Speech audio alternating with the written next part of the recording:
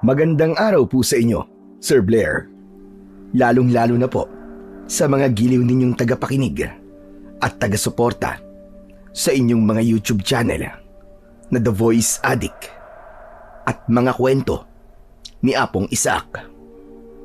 Ang ibabahagi ko po sa inyo ay naganap taong 1989. Pag-uuling po ang hanap buhay ng aking amang si Peter.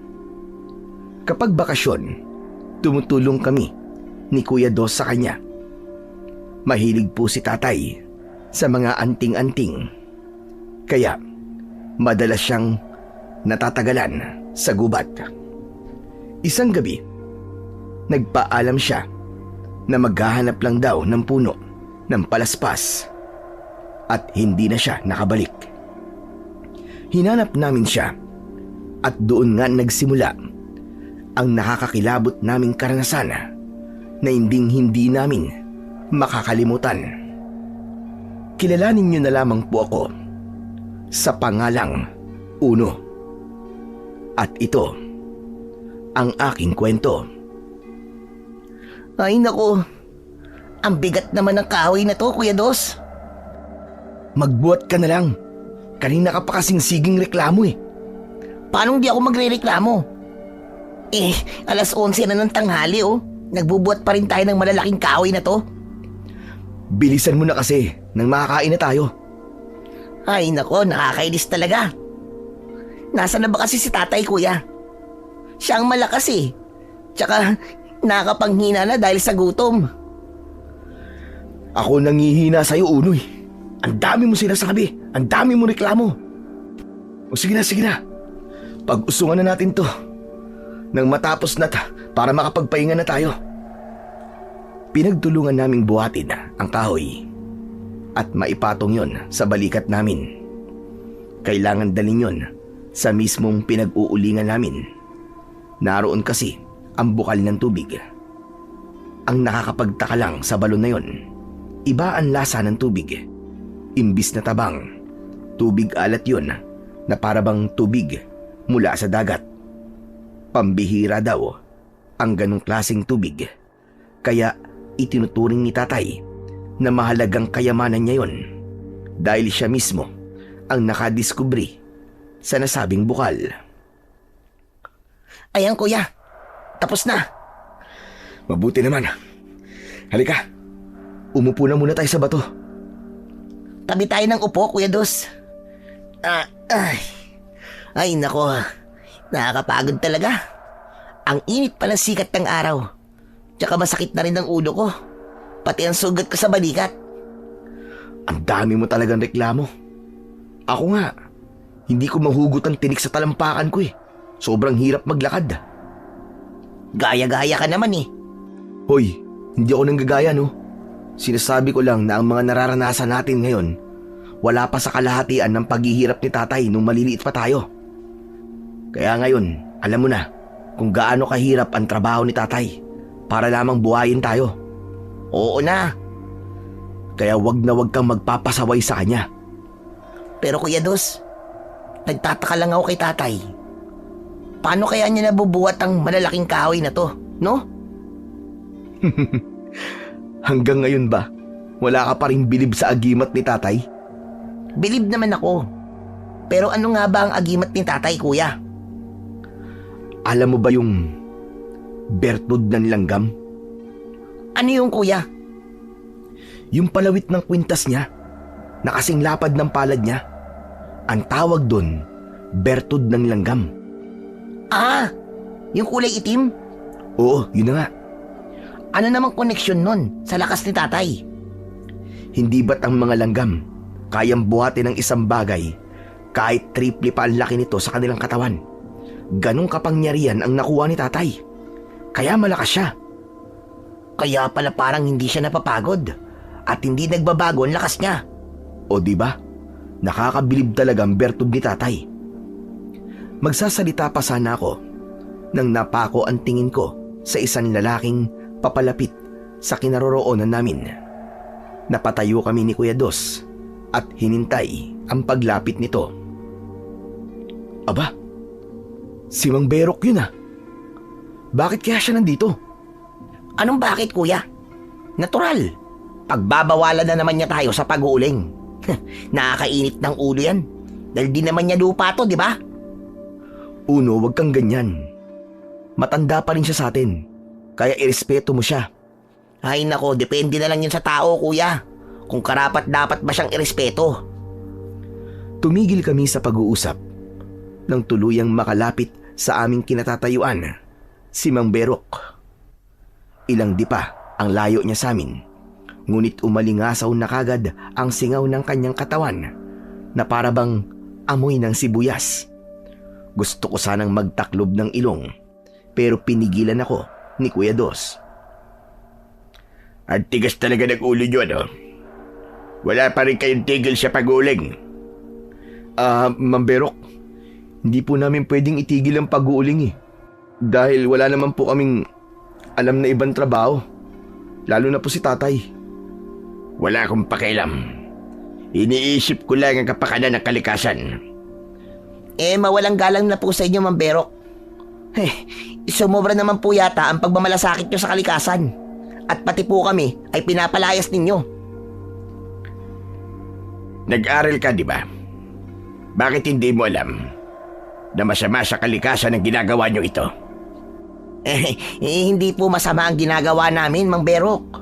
Dahil wala naman po kaming pinuputol na buhay na puno. Dati lang putol ang mga kinukuha naming kahoy. Ang mga namumutol po ng puno ang pagsabihan nyo at wag po kami. Abat, pilosopo kang bata ka. Baka gusto mong tamaan ka. Kung makakatama po kayo, bakit di nyo po subukan? Uno, sandali lang. Tumigil ka nga. Mang Berok, pasensya na po kayo sa sinabi po ng kapatid ko. Pagsabihan mo kapatid mo yan, ha? Hindi ko gusto ang tabas ng dila. Wala akong pakialam kung di mo gusto ang tabas ng dila ko. Kung ayaw mo mapahiya, ilagay mo rin sa tamang lugar ang pagsasalita mo para irespeto kita. Uno, ano ba? Tumigil ka na nga. Pinaiiral mo naman ang init ng ulo mo eh. Parang di init ang ulo ko, kuya. Sa amoy pa lang ng sigaw ng katawan niya, sapat ng ikainit ng ulo ko. Ay nako, unahin niya muna maglinis ng katawan bago niya tayo pakialaman. Ano sabi mo? Hindi ka naman bigay, di ba? Kaya hindi ko na kailangang ulitin pa ang sinabi ko sa'yo. Tsaka amuyin mo nga ang sarili mo. Kulang na lang ipaligo mo ang pulbos sa buong katawan mo. Kahit anong gawin mo, hindi matatakloban ng bango ang singaw ng katawan mo. Maligo ka muna bago ka magmalaki sa amin. Abat, talagang bastos ka bata ka. Lintik ka. Talaga bang ginagalit mo ko? Anong kaguluhan ito? Lahat kami ay napatingin sa gawin ni tatay. May buhat siyang malaking troso na halos hindi nito maabot ng yapos ng kamay. Napanganga si Mang Berok nang makita ang kakaibang lakas ni tatay. Gumuhit naman ang ngiti sa labi ko nang maibaba ni tatay ang buhat niyang kahoy. Tay, mabuti po dumating na kayo. Kasi po itong si Mang Berok ginugulo po kami. Ang bibig ng anak mo, Peter. Kontrolin mo, ha? Baka sabay siya sa akin. Yan naman ang hindi ko papayagang mangyari, Berok. Dahil ako mismo ang makakalaban mo. Kaya lumalaki bastos at walang respeto ang anak mo. Dahil kinakampihan mo. Anak mo siya. Kaya alam ko na hindi siya lumaking bastos at walang respeto sa nakatatanda sa kanya. Teka, ano ba dahilan at narito ka? Kailangan pa bang itanong yan? Bawal ang ginagawa nyo, ha? Bakit nag-uuling pa rin kayo? Ano bang katungkulan mo sa gobyerno para pagbawalan mo kami sa pag-uuling? Natigilan si Mang Berok, kaya't sumingit na naman ako sa usapan nila. Kumukulo kasi talaga ang dugo ko sa kanya. Yan ang tatay ko. Palaban. Uno, tumigil ka na nga. Usapang matanda yan. Huwag kang sumali sa kanila. Nakita mo na, Peter? Kung anong ugaling meron ang bunso mong anak? Tinuruan ko na mabuting asa ng anak ko. Kaya kung hindi kanya nire-respeto, baka ikaw ang unang naging bastos sa kanya. Pareho kayo ng ugali. Kasigitib ng uling. Pagsisisihan ninyo ang ginagawa ninyo. Sa oras na may nasaktan kayong mga nilalang sa kagubatang ito, wag na wag kayong magsisisi. Hindi nila ako masasaktan. Nakikita mo ba ang mga suot kong kwintas? Lahat ng mga ito, pangontra at panlaban sa sinasabi mong nilalang. Kaya umalis ka na at wag mo na kaming pakialaman dito. Aalis ako. Pero ito tatandaan mo. Hindi ako titigil hanggat hindi kayo humihinto sa ginagawa ninyong pag-uuling. Sige na, makakaalis ka na. Dahil hindi ako natatakot sa mga pagbabanta mo. Nang umalis sa harapan namin si Mang Berok, nanghihina namang napaupo si tatay sa malapad na bato paharap sa bukal. Tay, ayos lang po ba kayo? Ayos lang ako, anak. Pasensya na po kayo, tay, ha? Bakit ka naman humihingi ng pasensya? Ipinagtanggol mo lang naman ang sarili mo. Tay, bakit ngayon lang po kayo dumating? Naghahanap kasi ako ng mutya ng batong buhay. Nanggaling ako kanina sa ilog. Pero wala naman akong nakita. Tay, marami na po mga agimat nyo ha. Kumpleto na rin po. Bakit ayaw niyo pa pong tumigil sa paghanap ng mga mutya? Dahil ito ang gusto ko, anak. Dito ako sumasaya. Kaya hayaan niyo na lamang ako sa kung ano ang gusto ko. Tay, gutom na po ako. Umuwi na po tayo. Mabuti pa nga at baka inihintay na tayo ng nanay ninyo. Mabilis na tumayo si tatay at sinimulan naming maglakad pa uwi sa bahay. Napatingin naman ako kay Kuya Dos at napakibit balikat na lamang ito. Habang naglalakad kami, nagsalita si tatay. Iwasan niyo na lamang si Berok para walang gulo. Paano po namin siya may iwasan, tay? Siya po ang lumalapit sa amin eh. Tay, nagtataka lang po ako sa taong yon. Bakit tayo lang ang ginugulo niya? Hindi lang naman po tayo nag-uuling, ah. Dahil tayo lang ang mabait. Yung ibang mag-uuling na pinagsasabihan niya, pumapalag at hinahabol siya ng taga. Dapat pala, hinabol ko na rin po siya ng taga nang hindi niya na tayo ginugulo. Dahil sa sinabi ko, tumigil sa paglalakad si tatay at hinarap niya ako. Anak, masama ang ganong kaisipan. Wag na wag mong gagayahin ng ganon. Naiintindihan mo ba ako? Opo tay, pasensya na po. Pinag-aral ko kayo ng kapatid mo. Hindi para magkaroon ng masamang ugali. Huwag niyo sanang kalimutan ang bagay na yon. Mga anak, panatilihin niyo sana ang kabutihan sa puso ninyo. Opo tay, pasensya na po talaga. Tatandaan po namin ang sinabi niyo, tay. Ang gusto kong marinig, hindi niyo na uulitin yon. Lalong-lalo ka na uno. Bawasan mo ang pagiging mainitin ng ulo mo. Baka yan pa ang ikapahamak mo sa bandang huli. Tatandaan ko po tay, pasensya na po. Hindi na po mauulit. Hala, sige na. Maglakad na tayo. Baka nag-aalala na ang nanay niyo sa atin. Pagdating namin sa bahay, nadatnan namin si nanay na nagsasampay ng damit. Nakangiti siyang tumigil sa kanyang ginagawa at sinalubong niya si tatay.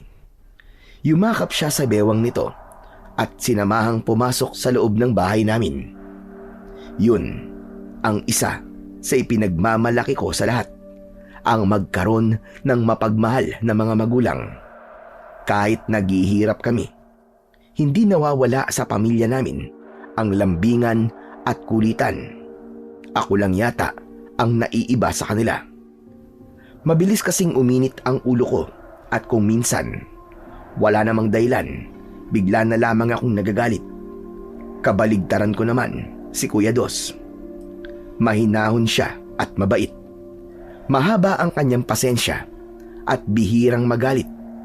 Kahit asarin ko pa siya, para siyang si tatay kung mag-isip. Ano, hindi ka pa ba papasok sa bahay? Susunod na ako kuya. Halika na. Narinig ko pa namang paborito mo raw yung ulam natin ngayon. Ha? Talaga kuya? Hindi ka nagbibiro. Oo nga, adobong pusit na merong gulay na langka. Yun ang narinig ko kay tatay eh.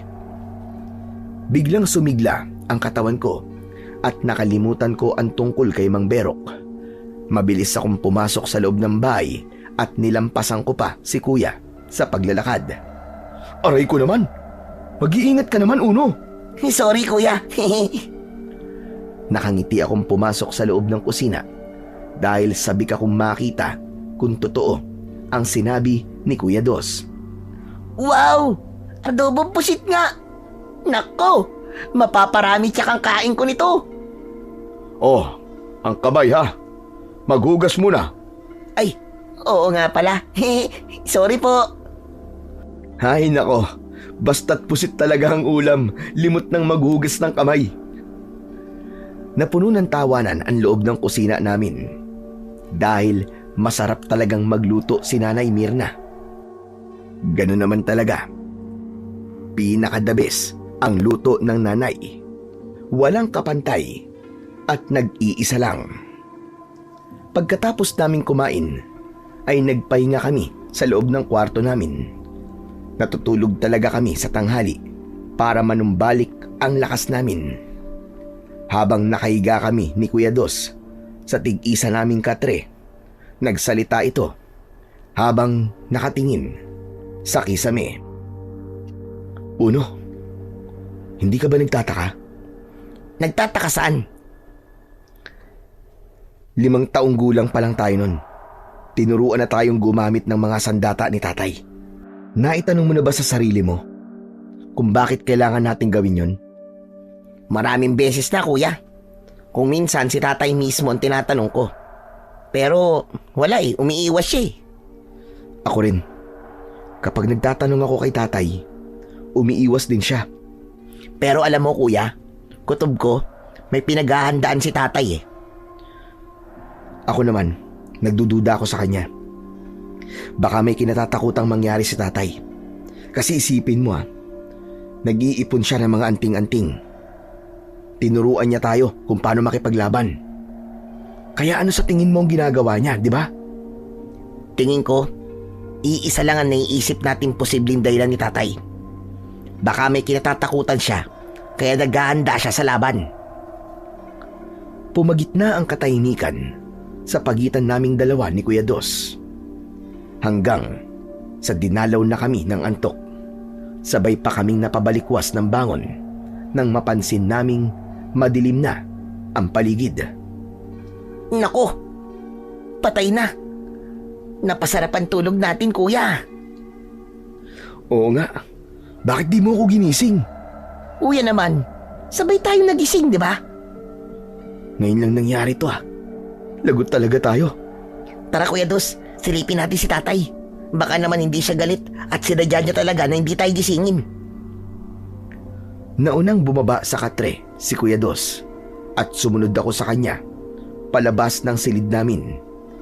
Bagya pa kaming nagulat nang makita namin si tatay na nagsasagawa ng ritual para sa mga anting-anting niya gamit ang tawas.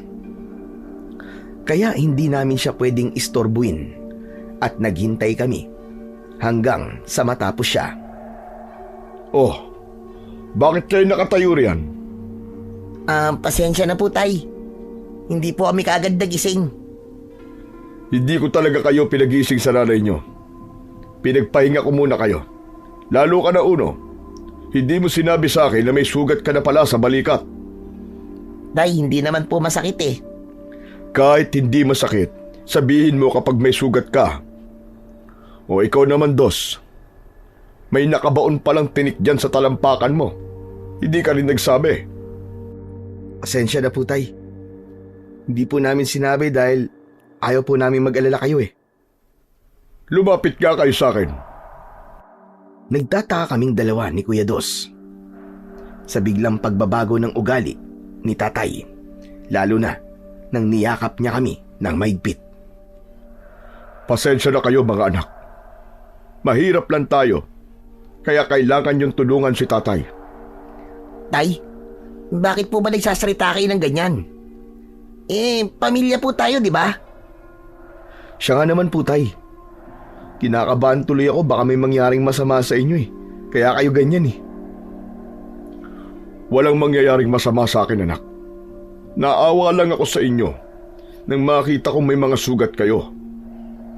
Ang totoo, nagsinungaling kami ni Kuya Dos. Masakit ang sugat namin, hindi lang kami dumadaing. Dahil ayaw naming mag-alala si tatay. Kaya lang, hindi namin alam ni Kuya na sinilip pala kami ni tatay habang natutulog kami. Maya-maya pa, lumabas si nanay mula sa kusina. Nakangiti siya habang pinagmamasdan niya kami. Kaya hindi nagsasalita si Nanay Mirna ay dahil sa kapansanan niya. Pipi ang aming ina. Ngunit mabuti ang kalooban niya at napalaki niya kami ng maayos sa kabila ng kalagayan niya. Lumapit siya sa amin at niyakap din niya kami ng maigpit. Ewan ko, pero bigla kong kinabahan. Tama na nga ang yakapan natin. Baka mawala pa ang bisa ng bertud ng langgam sa katawan ko dahil masyado kayong matamis. Hinampas naman ni nanay ng kanyang palad ang balikat ni tatay. Kaya nauwi yun sa lambingan nilang mag-asawa. Hoy Uno, lumabas muna tayo ng bahay. Mukhang kailangan nila ng espasyo. Oo nga kuya, baka magkaroon na ulit tayo ng kapatid. Nakangiti kaming lumabas ng bahay ni Kuya Dos. Tumambay kami sa kubong nakatayo sa ilalim ng puno ng santol, kung saan ay sinadyang walang dingding yon para tambayan lang talaga. Maya-maya pa, napatingin ako sa bilog ng buwan. Bigla kasing nagbago ang liwanag sa paligid. Kuya, di ba sabi ni tatay, kapag bilog ang buwan, may lumalabas na aswang? Pambihira ka naman, oo. Bakit naman napunta dyan ang usapan? Tignan mo kasi ang buwan, kuya. Sus, hindi totoo mga aswang, ano ka ba? Kwento lang yun ni tatay para takutin ka. Madalas ka kasing umaalis ng bahay tuwing gabi para lang makipaglaro sa anak ni Mang Isko. Magsasalita pa sana ako nang bigla kaming nakarinig ng alulong ng mga aso sa paligid. Kaya naman, napatayo ako at nag-aalalang napatingin kay Kuya Dos. Kuya, ano yun? Pumasok na tayo sa loob. Baka may nauulol na aso dito. Kuya, may narinig akong sigaw ng lalaki sa bahagi niyo ng kakauyan. Tawagin natin si tatay. Nag-unahan kami sa pagpasok sa loob ng bahay. Nadatnan namin sina nanay at tatay. Masaya silang nag-uusap sa pamamagitan ng senyas. Nagulat ang mga ito sa biglang pagpasok namin. Tay, mukhang may kailangan ng tulong natin. Bakit, Uno? May sumisigaw po sa tapat ng bahay natin sa may bandang kakauyan.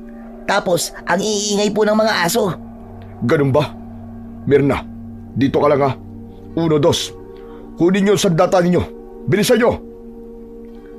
Mabilis kaming pumasok sa loob ng kwarto namin at kinuha ko ang itak sa likod ng pinto. Si Kuya Dos naman, dinampot niya ang kanyang punyal sa ibabaw ng lamesa. Paglabas namin, may sukbit na rin si tatay ng itak. Itinuro namin sa kanya kung saan namin narinig ang ingay. Ngunit napansin naming may mga tao na sa kakauyan. Maliwanag na sa lugar na yon dahil sa sulo ng mga ito. Tay, sa palagay ko, sina Kapitan Maestro ang nasa bahagi ng kakauyan. Bilisan na natin mga anak. Baka meron na nga nangyayari sa lugar na yon. Mabilis naming narating ang kinaroroonan ng mga tanod at ni Kapitan Maestro. Nagulat ang mga ito nang bigla kaming lumitaw sa tabi nila. Tay, si Mang Isko, patay na po siya. Diyos ko, sino ang may gawa nito kay Isko? Nagkagulo ang mga tanod at kanya-kanya silang suri sa paligid. Tinignan nila ang mga bakas ng dugo sa damuhan. Kami naman, pinagmasdan namin ang itsura ng katawan ni Mang Isko. Tay, wakwak ang tiyan ni Mang Isko. Tsaka Nakaluwa ang kanyang lamang loob. Butas din ang kanyang leg. Pero natuyo ang kanyang katawan dahil inubos yung kanyang dugo. Baka aswang ang may gawa nito, Tay. Uno-ano ka ba? Walang aswang sa baryo natin. Eh kuya, di ba? Ganito rin ang kwento sa atin ni tatay nun. Di ba, Tay? Aswang ang pumatay kay Mang Isko. Walang aswang, anak. Kwento ko lang yun para takutin ka. Sumingit sa usapan namin si Kapitan Maestro. Ang sabi niya, muntik daw nila maabutan ang pumatay kay Mang Isko. Nakatakbo raw kagad pagkatapos nitong sipsipin ang dugo ng biktima. Ayon pa sa punong barangay, buhaya raw ang nakita niya. Marami raw silang nakakita. Nang marinig ko ang bagay na yon, tuluyang nalihis ang hinala ko na aswang ang may gawa nun. Naniwala ako kay Kapitan Maestro dahil halos mawasak ang katawan ni Mang Isko. Binuwat ng mga tanod ang katawan nito at malungkot kaming bumalik sa bahay. Pero natigilan kami ni Kuya Dos nang makita namin ang nakahandusay naming ina. Tay! Tay, si nanay po! Mirna! Diyos ko, Mirna! Sino may gawa nito sa'yo? Nay! Nay! Gumuho ang mundo namin nang makita namin si nanay na nakahandusay sa sahig at wala ng buhay. Kagaya ng nangyari kay Mang Isko, wakwak din ang tiyan nito at butas ang kanyang leg. Natuyo ang katawan dahil naubos ang dugo nito. Doon ko lang napagtantong hindi buhaya ang may gawa nun, kundi masamang elemento na madalas ikwento sa akin ni tatay nung mga bata pa kami. Hindi po ako naniniwalang kayang gawin ito ng isang buhaya, Tay. Halimaw po pumatay kay nanay. Natitiyak ko po yun. Hindi ako pinansin ni tatay. Tuloy lang siya sa pag-iyak habang yakap niya ang katawan ni nanay. Nakatayo lang ako at hindi ko mahawakan si nanay. Ngunit masaganang luha ang umagos sa pisngi ko. Tay, wala na po si nanay, Tay. Wala na po siya. Kausap ko pa siya kanina. Kausap pa natin siya, di ba? Tumatawa pa nga siya. Buhay pa kanina ang nanay niyo. Kasalanan ko po ito eh. Kung hindi natin iniwan si nanay, buhay pa po siya. Uno, hindi mo to kasalanan. Ang may kasalanan nito ay ang hayop na pumatay kay nanay. Mabilis na hinubad ni tatay ang kanyang mga anting-anting at nagulat kami sa ginawa niya. Wala palang silbi mga agimat na to. Ang dapat dito, putol-putulin, wasakin at durugin. Hinugot ni tatay ang kanyang itak mula sa kanyang bewang. Tinadtad niya ng taga ang kanyang medalyong atardar, pati na ang mutya ng salabay at ang bertud ng langgam. Lahat ng mga yun, pinagbalingan niya ng galit habang humahagulgol ng iyak. Tay, tama na po! Tay! Kahit durugin niyo po mga anting-anting niyo, wala na po si nanay! Wala na siya! Napasalampak ng upo sa sahig si tatay at niyakap niya ng maigpit ang katawan ni nanay. Pati kami ay yumakap na rin kay nanay. Napakasakit mawalan ng ina. Parang sasabog ang dibdib ko sa sakit. Dahil sa ingay namin, nakarating si Kapitan Maestro sa bahay namin at nagulat din ito sa nangyari sa ina kong si Mirna. Marami ang nakiramay at umiyak sa nangyari dahil nga napakabait daw ni nanay. Tay, kumain po muna kayo. 2 araw na po kayong hindi kumakain eh. Tubig lang po ang iniinom nyo. Mamaya na, anak. Dito lang ako sa tabi ng nanay mo. Maya-maya pa, lumapit na rin sa amin si Kuya Dos. Awang-awa kami kay tatay dahil higit siyang nasaktan sa mga nangyari kay nanay. Pagkalipas ng 5 araw mula nang mailibing si nanay, hindi na namin nakitang ngumiti si tatay. Palagi namin siyang nakikitang nakaupo sa tabi ng bintana at nakatanaw sa labas. Pinabayaan na rin niya ang kanyang sarili at malaki ang ibinagsak ng kanyang katawan. Si Kuya Dos naman, hindi kumuha ng unang exam dahil hindi niya kami maiwan. Kaya isang araw, hindi na kami nakatiis ni Kuya Dos. Kinausap namin si tatay. Tay, hanggang kailan po ba kayo magiging ganyan? Hayaan niyo na muna ako, Dos. Tay, hindi ka namin pwedeng pabayaan eh. Baka mamaya magkasakit kayo niyan. Siya nga naman po, tay. Baka malungkot po si nanay kapag nakita kayo nagkakaganyan. Pasensya na kayo mga anak ko. Masyado kasing masakit para sa akin ang pagkawala ng nanay ninyo. Hindi ko matanggap. Hindi ako makapaniwalag. Wala na siya. Kami rin naman po tay eh. Nasasaktan din po kami sa pagkawala ni nanay.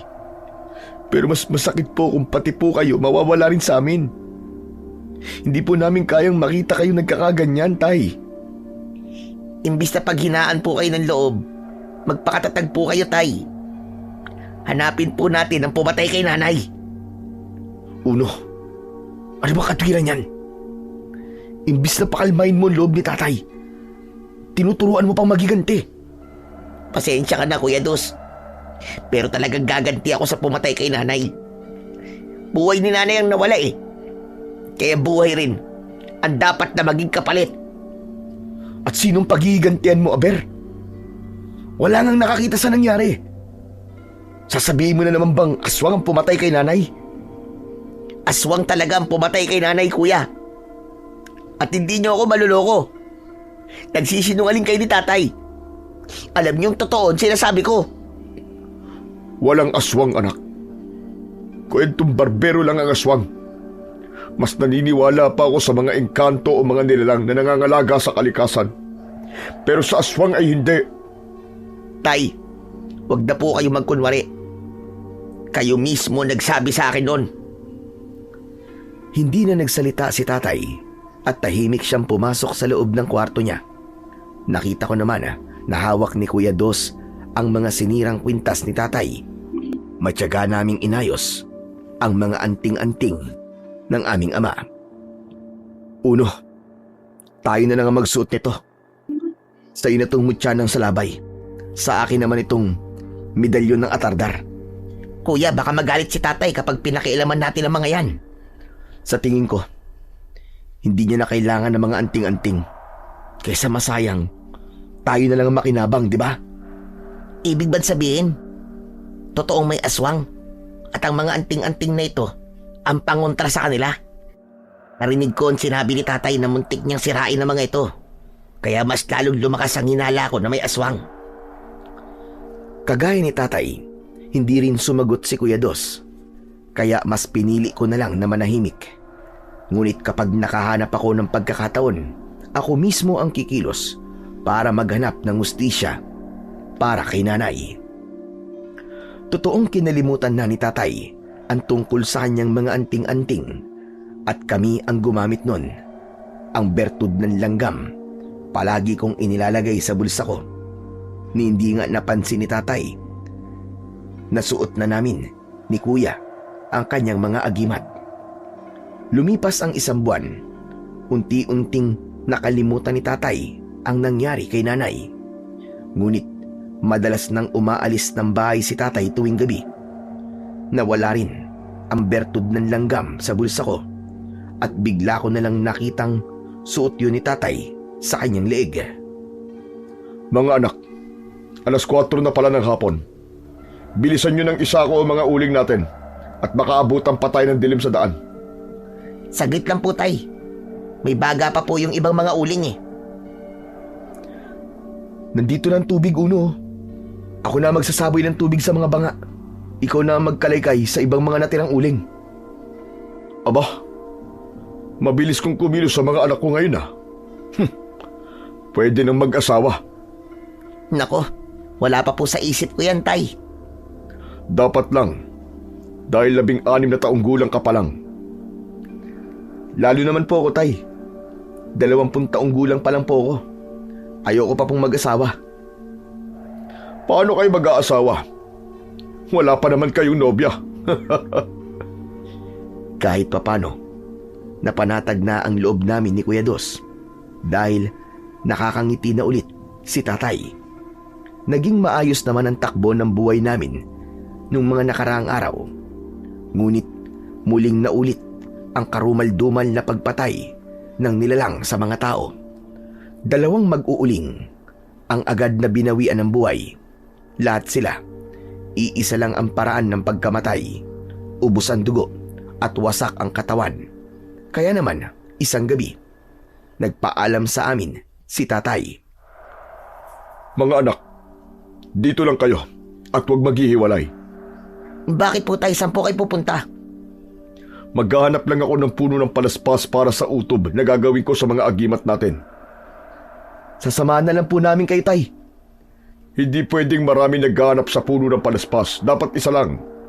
Kasama yun sa pamahiin ng mga antingerong kagaya ko. Pero, Tay, Sige na. Makinig na lang kayong mabuti sa akin. Ang mga sandata ninyo, huwag niyong ihiwalay sa katawan ninyo. Panatag ang loob ko na kaya ninyong ipagtanggol ang sarili ninyo.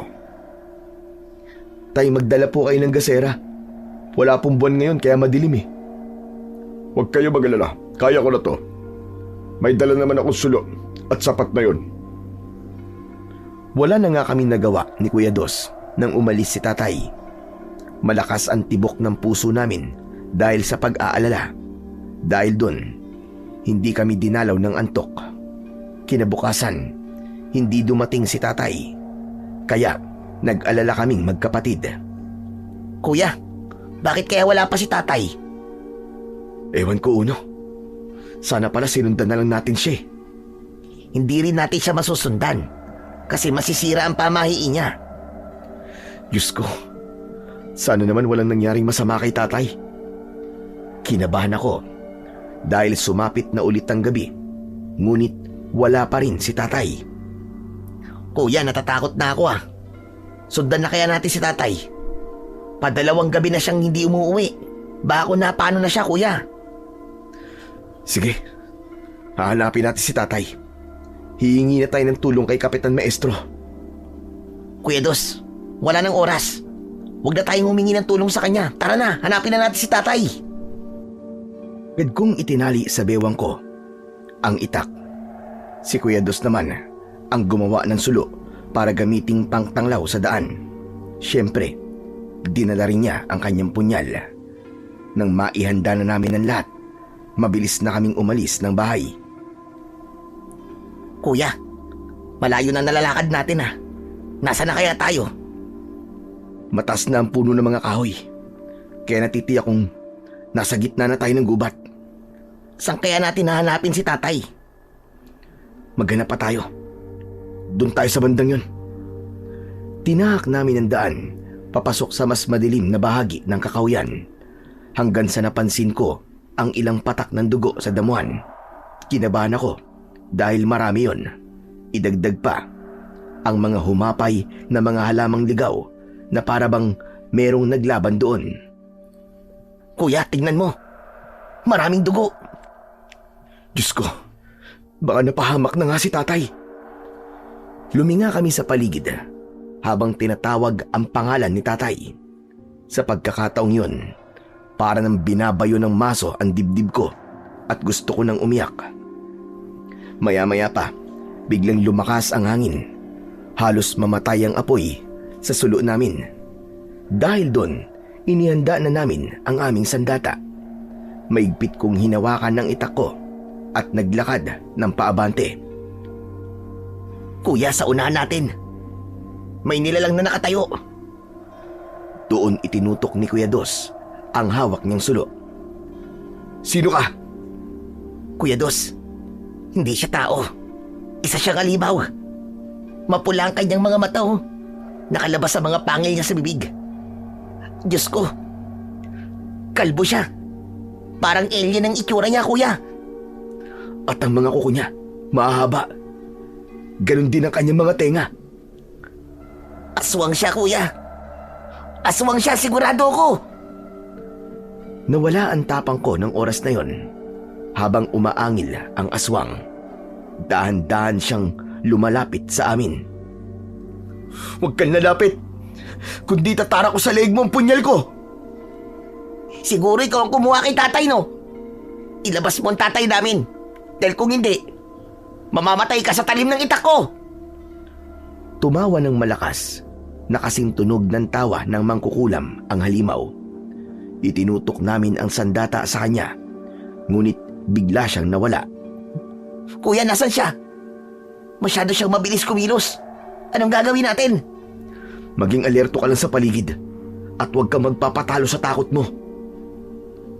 Iwinasiwas ni Kuya ang kanyang punyal at bawat kaluskos na maririnig namin, doon din niya itinutok ang sulo. Ako naman, nakatutok sa unahan ng daan ang aking itak. Lumabas ka! Magpakita ka! Kuya, nasa harapan na ulit natin siya. Diyos ko, may kasama siya, Uno. Dalawang aswang ang nakatayo sa harapan namin ni Kuya Dos.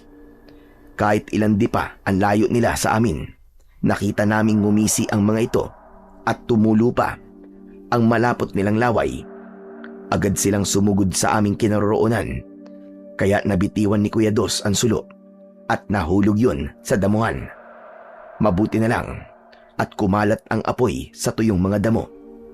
Kaya nakita ko ang tangkang pagkalmot sa akin ng aswang. Mabilis kong tinaga ang kanyang kamay at tumalsik yun sa damuhan. Kuya Dos, naputol ko ang kanyang kamay. Pero tumubo ulit. Hindi natin siya mapapatay. Malakas sila. Oo, ako rin nasaksak ko sa dibdib ang aswang. Ngunit naghilom din kagad ang sugat niya. Anong klaseng mga nilalang sila, kuya? Hindi sila naaapektuhan ng patalim natin. Nagdikit ang likod namin ni Kuya Dos. Ngunit sabay kaming umangat sa lupa dahil sakal na kami ng mga aswang. Walang epekto sa kanila ang suot naming medalyong atardar at mutya ng salabay. Kuya, nararamdaman kong bumabaon ng kuko niya sa leeg ko. Dahil sa sobrang sakit ng sugat ko sa leeg, ginamit ko ang lahat ng lakas ko para makawala ako. Sinipa ko ang maselang bahagi ng kanyang katawan, ngunit umangil lang siya at hindi niya ako binibitiwan. Sunod na ginawa ko, tinaga ko ang kanyang kamay. Kaya naman, nabitiwan niya ako. Kasabay kong bumagsak sa lupa ang naputol niyang kamay. Diyos ko, tumubo ulit ang kamay niya. Pero ang naputol niyang kamay na nasa lupa biglang nasunog. Nangyayari yon kapag may kapalit na. Sa kabila ng takot na nararamdaman ko, pilit akong lumaban. Tinaga ko rin ang kamay ng aswang na may sakal sa leeg ni Kuya Dos. Bumagsak siya sa lupa at nang makabawi sa panghihina, inatake niya ng saksak ang aswang gamit ang kanyang punyal. Tinamaan niya ito sa leeg, ngunit agad din na naghilom. Umatungal sila ng malakas habang nakatingala sa langit. Sabay silang sumugod para sana umatake, ngunit bigla silang huminto dahil sa malakas na liwanag mula sa aming likuran. Paglingon namin ni Kuya, nakita namin ang isang matandang lalaki na may dalang gasera. Mahaba ang kulay puti niyang buhok. Mahaba din ang kanyang bigote at balbas. Layuan niyo sila! Hignum! Bersabe reuntos de Diyos! Kuya, tignan mo. Pumalipas sila ng takbo dahil sa takot sa matandang lalaki. Bilisan niyo! Sumama kayo sa akin! Pansamantala lang silang natakot. Maya-maya babalik sila at marami na silang magkakasama. Saan po tayo pupunta? sa ligtas na lugar. Bilisan nyo! Ibinalik ko ang itak ko sa kalubang nasa bewang ko. Si kuya naman, isinuksok niya sa kanyang bewang ang punyal. Mabilis kaming sumunod sa matandang lalaki. Pinagmasdan ko siya. Wala siyang suot na pang-itaas na damit. Ngunit tadtad siya ng kwintas sa leeg. May hawak siyang tungkod na gawa sa kahoy at gaserang may malakas na ilaw. Maya-maya pa ay narating namin ang isang kubong nakatayo sa pagitan ng dalawang malaking puno ng balete. Nagkatinginan kami ni kuya at nag-alala kami. Kuya, sasama ba tayo sa matandang yan? Wala na tayong pagpipilian kundi ang sumama sa kanya. Pero hindi natin siya kilala, kuya. Tinulungan niya tayo. Kaya halika na. Mas gugustuhin ko pang sumama sa kanya kaysa ang makaharap ulit ang mga nilalang na yung kanina. Tama si Kuya Dos. Pambihira ang mga nilalang na umatake sa aming dalawa. Nahawakan ko ang leeg kong may sugat at sobrang hapdi nun. Wala na kaming nagawa kundi ang sumama sa matandang lalaki. Pagpasok namin sa loob ng bahay nito, bagya pa kaming nagulat. Kuya Dos, ang liit sa labas, ngunit malawak sa loob at may taas pa. Dahil ginawa niyang bahay ang dalawang katawan ng puno ng balete. Kaya akala mo maliit lang ang bahay niya at kubo lang sa labas. Maupo na muna kayo at uminom ng tubig. Mawalang galang na po. Sino po ba kayo? Ako si Apo Lakay. Dito ako nakatira. Salamat po sa pagkakaligtas niyo po sa amin ni Uno.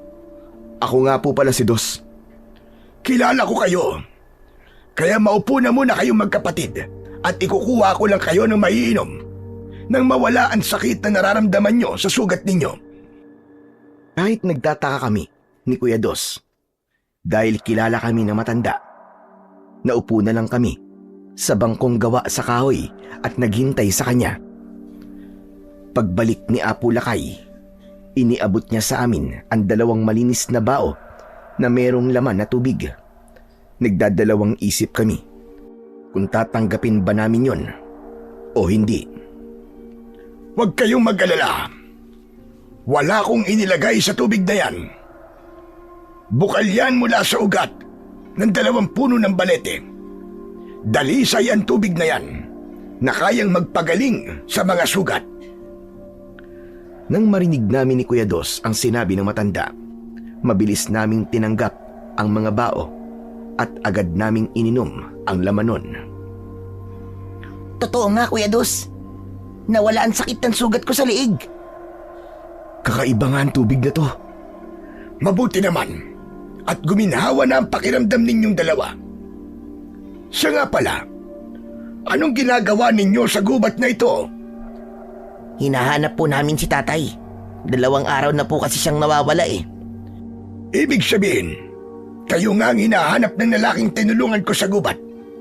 2 araw na siyang narito sa bahay ko at walang malay. Ho? Sino pong tinutukoy ninyo? Ang tatay ninyong si Peter. Malubha mga sugat niya at kailangan niyang magpagaling. Hanggang ngayon ay wala pa rin siyang malay. Nasaan po si tatay? Tumayo kayo at sumunod kayo sa akin. Para bang hindi ko maiakbang ang mga binti ko nang sumunod kami sa matanda. Natatakot ako sa maaaring makita ko sa kalagayan ni tatay. Ayan siya, nakahiga sa katre at tadtad ng sugat sa katawan. Kung hindi na paaga ang pagdating ko, baka napatay na siya ng mga halimaw na yon. Diyos ko, halos tadtad ng kalmot sa katawan si tatay. Apo Lakay, igagaling pa po ba si tatay? Oo naman, pahinga lang ang kailangan niya. Paano niyo nga po pala kami nakilala? Nung dinala ko si Peter dito, nakakapagsalita pa siya. Nakiusap siya sa akin na hanapin ko raw kayo. Binanggit niya ang pangalan ninyo at makikilala ko raw kayo Dahil sa suot niyong anting-anting. Wala naman pong silbi ang mutya ko eh. Ganon din ang bertod ni tatay na hindi man lang siya dito pinotektahan. Lumaban ang tatay ninyo. Kaya lang malakas ang kalaban. Isa pa, walang utob ang kanyang kapangyarihan. Kaya natalo siya. Ibig pong sabihin, may bisa ang mga suot naming anting-anting? Oo naman. Kulang lang sa basbas ng orasyon. Ano po bang uri ng aswang ang nanakit kay tatay? Sila ang mga aswang na kung tawagin ay tigmabawan. Ano pong klase ng aswang ang tigbabawin? Ang tigmabawan ay mga sinaunang aswang na namumuhay sa kabundukan at masusukal na kagubatan. Namumuhay sila sa isang komunidad na malayo sa kabiasnan. Ano naman po ang kanilang mga kakayahan para masabing malakas po sila? Kaya nilang magpahilom ng sugat ng mas mabilis kaysa sa normal na tao. Nakita niyo naman kanina kung ano ang isa pa nilang kakayahan, hindi ba? Opo, nakita namin na kaya nilang magpatubo ng naputol na bahagi ng kanilang katawan. At nasunog po naputol nilang kamay nang may kapalit na po ito sa katawan ng aswang. Pero syempre po, di ba may kahinaan din sila? Oo. Hindi rin sila nakakatagal sa sikat ng araw. Maaari silang mamatay doon. Ngunit hindi ang pinuno nila. May nakuhang pangontra ang pinuno nila na kontra sa sikat ng araw. Ibig sabihin po, kaya na rin yan tumagal sa sikat ng araw? Pero, paano po? Gamit ang dinikdik na puting bato na nakukuha sa bundok at kuweba. Ipinapahid dito ang pulbos sa buo niyang katawan. Kung ganun po sila kalakas, aba, paano po natin sila mapapatay? Mapapatay sila sa pamamagitan ng mga sandatang may basbas ng orasyon. Pwede silang matalo ng tubig alat. Tubig alat? Oo. Isasaboy ang tubig alat sa katawan nila at mawawalan sila ng abilidad na magamit ang mga kakayahan nila. Manghihina sila. May alam po kaming tubig alat na pwede pong magamit sa mga aswang na tigmabawin. Magdala kayo nun at hayaan ninyong bigyan ko ng orasyong basbas ang medalyon at mutyang nasa leeg ninyo. Kung magtitiwala kayo sa akin. Apo Lakay, nang iligtas niyo po ang tatay namin, buo na po ang tiwala namin sa inyo. Sobra din po kami nagpapasalamat dahil ginamot ninyo ang sugat niya. Lahat naman ay tinutulungan ko kapag nasa ganung sitwasyon. Kaya huwag kayong magpasalamat sa akin. Bakit po kaya si tatay ang inatake ng mga tigmabawin? Dahil mag-uuling siya ng kahoy at iniisip ng mga aswang na may balak siyang sirain ang kanilang teritoryo. Kahit po namumulot lang siya ng kahoy sa bundok? Oo, dahil nasira ang kanilang tahanan. Isa pa, kung sino ang makakita sa kanilang komunidad, papatayin talaga nila para walang makaalam ng tungkol sa kanila. Kaya po pala si tatay ang sinaktan nila. Hindi lang yun. Nakita nilang may suot siyang anting-anting. Kaya inisip nilang banta siya sa kanilang lahi. Ang masaklap, manganganib na ang buhay niya dahil hindi na siya tatantanan ng mga aswang na yon. Pues, hindi ko po hahayaang masaktan nila muli si tatay. Uno, ibigay na natin kay Apo Lakay ang suot nating medalyon at mutya. Tumango ako bilang pagsang-ayon. Saka namin ibinigay kay Apo Lakay ang suot naming kwintas. Isinilid naman yon ng matanda sa kanyang bulsa. Huwag kayong mag-alala. Sa bahay ko, ang 20 puno ng balete ay proteksyon laban sa amoy ng mga aswang. Hindi nila matutunton ang kinaroroonan natin. Kaya ligtas tayo dito at ang tatay ninyo. Marami pong salamat sa tulong niyo sa amin, Apo Lakay. Huwag kayong mag-alala. Ginagawa ko ito para sa pangangalaga ko rin sa kalikasan. Kailangan ko rin naman ng tulong ninyo dahil nasa panganib ang buhay ng mga tao rito. Ano po ang ibig niyo sabihin? Ang walang habas na pagpuputol ng mga puno at pagkakaingin. Ang dahilan kung bakit biglang lumitaw ang mga tigmabawin, nauubos sa kanilang tirahan, at hindi magtatagal, sasalakayin nila ang baryo ninyo upang sila ang pumalit. Gaganti po sila kung ganun? Ganun na nga. Malakas ang kutob kong matagal nang alam ng tatay ninyo ang tungkol sa mga tigmabawin.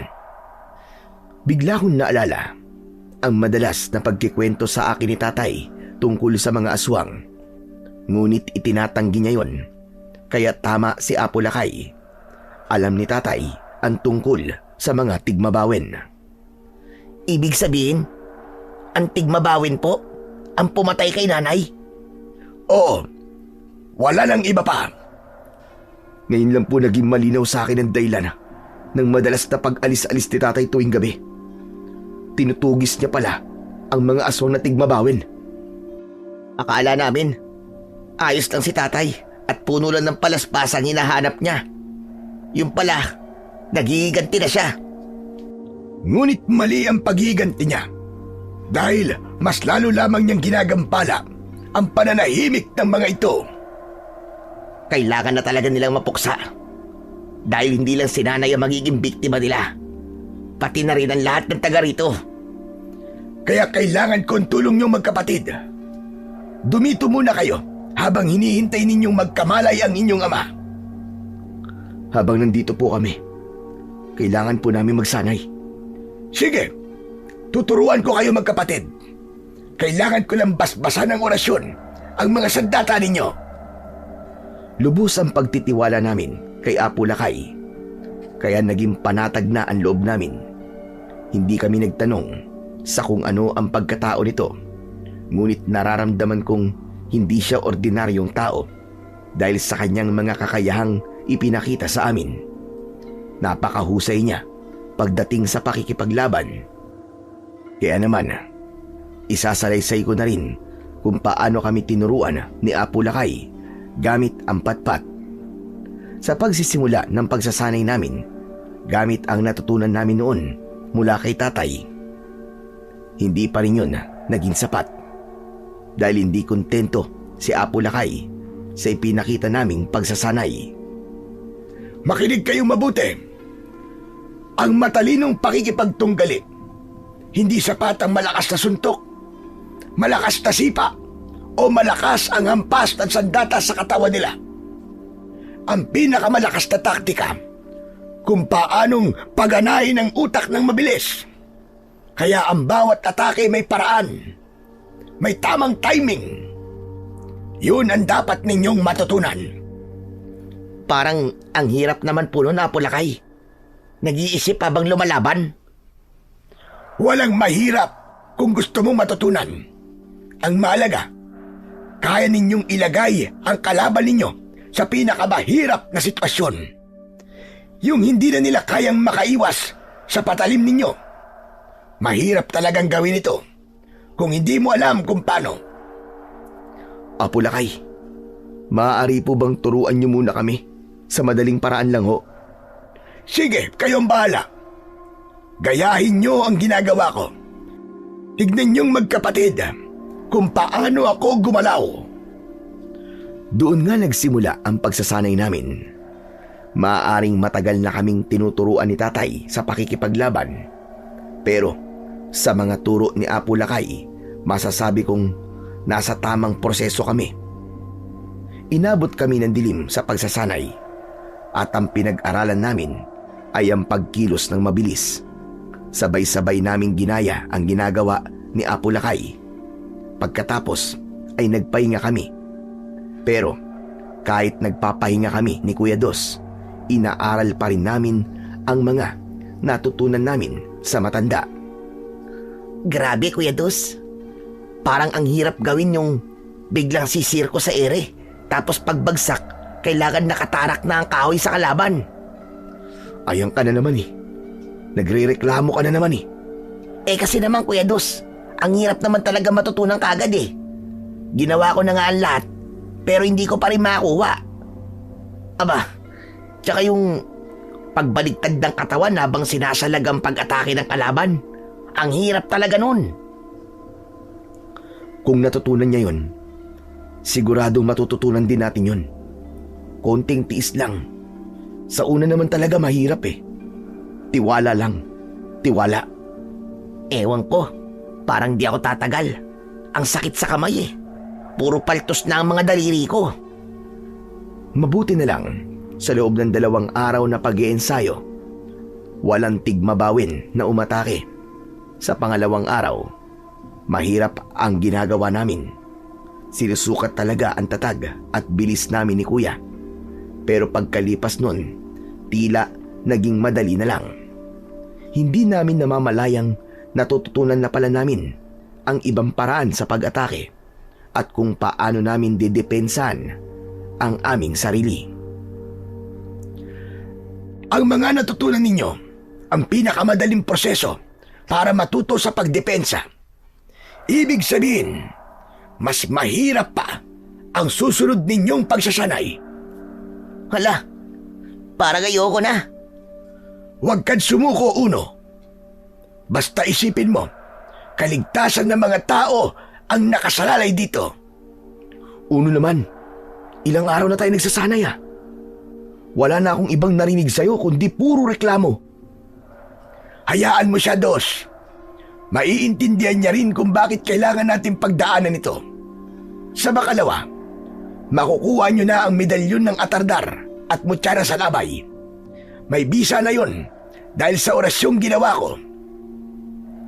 Sa pagpapatuloy ng pagsasanay namin, masasabi kong napakahirap talaga. Kung minsan nasusugatan ako, kahit kahoy lang naman ang gamit ko. Ilang araw pa ang lumipas, nanatiling tulog ang tatay namin, ngunit unti-unti nang gumagaling ang mga sugat niya.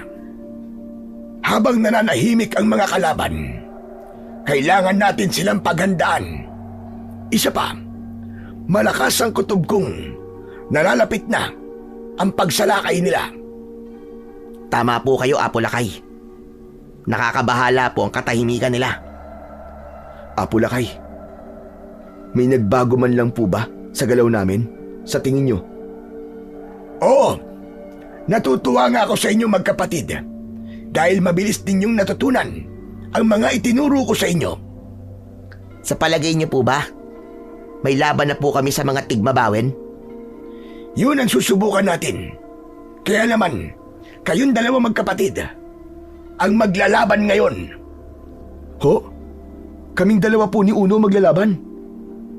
Pero, bakit po? Bakit kami? Para malaman natin kung hanggang saan ang mga natutunan ninyo. Hindi magiging kumpleto ang pagsasanay kung walang kalaban na tatapat sa inyong kakayahan. Hala, sige na. Maganda na kayo. Kung ganon, kakasapo ko sa laban. Humanda ka sa akin, kuya. Maigpit kong hinawakan ang patpat at hinarap si Kuya. Nanood sa amin si Apo Lakay habang nakaupo siya sa bangkong gawa sa kawayan. Hindi nawawala ang ngiti niya sa labi nang simulan na namin ang paglalaban. Aray ko naman, Kuya Dos. Buisit naman. Bakit naman inampas mo kagad ako ng patpat? Ayaw mo kasing ayusin eh. Nakita mo naman naaatake na ako. Bakit hindi ka umilag? Malay ko bang tototohanin mo ang pagsasanay? Nakakainis ka naman, kuya. Ang sakit tuloy ng braso ko. O isa pa. Umilag ka. Aatake na ako ha. Oh, nakailag ako, Kuya Dos. Heto naman ang ganti ko sa'yo. Aray ko! Aray! Bakit tinampas mo rin ako sa braso? Dahil hindi kami seryosong naglalaban, nainis si Apo Lakay at lumapit siya sa amin. Hindi uubra ang paglalaban ninyong dalawa kung iisipin ninyong magkapatid kayo. Bakit hindi nyo saktan ang isa't isa? Kapag tigmabawin ng kalaban ninyo, dapat gigil kayong pumatay. Teka, alangan naman pong patayin namin ang isa't isa. Magkapatid po kami. Apo Lakay, ang hirap naman po yatang gawin ang sinasabi ninyo. Hindi naman aswang si Kuya Dos eh. Siya nga naman po, Apo Lakay. Hindi rin naman po tigmamawin si Uno. Kung ayaw ninyo, ako na lang ang labanan ninyo. Tandaan ninyo, kapag hindi nyo ginalingan, masasaktan talaga kayo sa akin.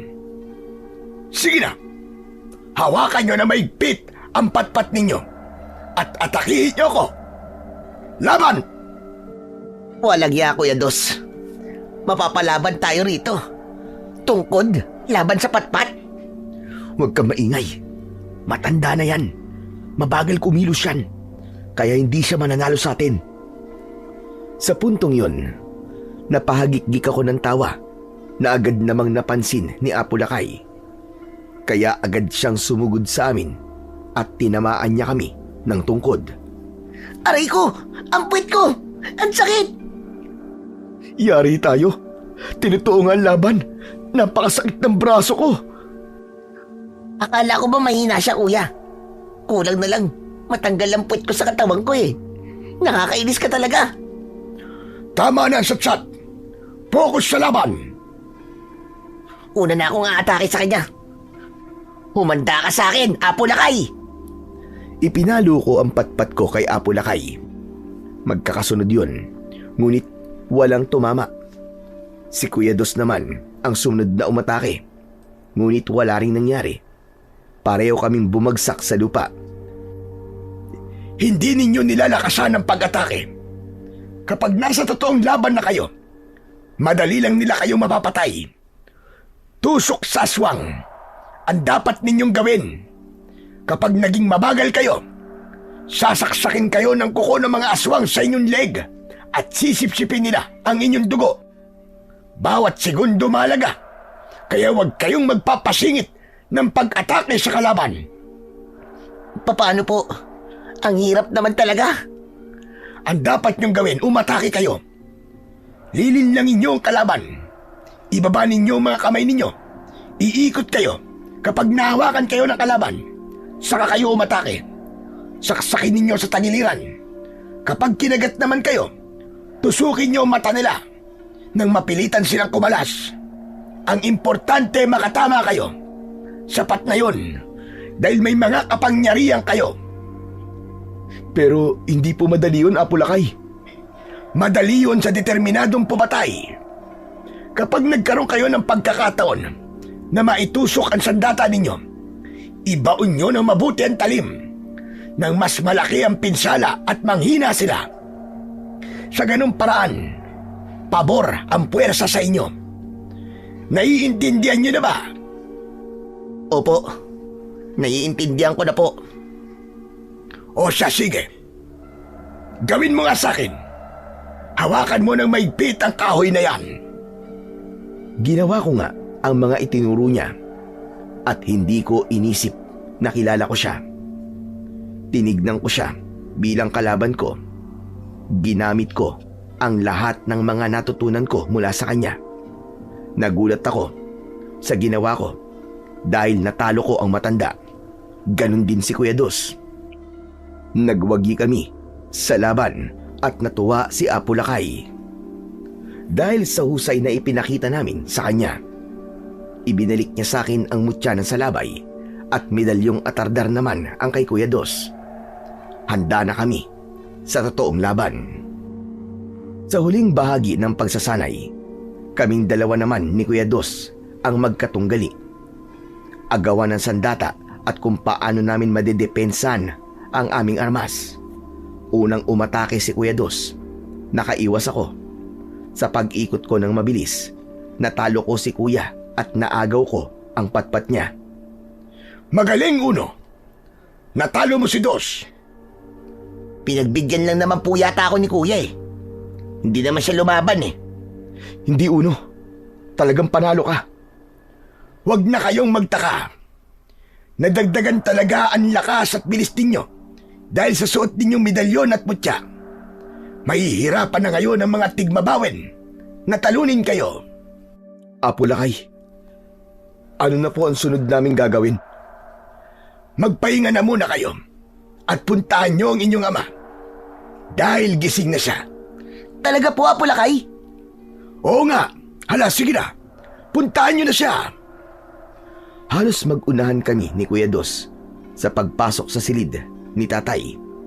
Nadatnan namin siyang may malay na at nakasandal sa dingding. Tay, gising na po talaga kayo. Salamat po sa Diyos. Ligtas na kayo, Tay.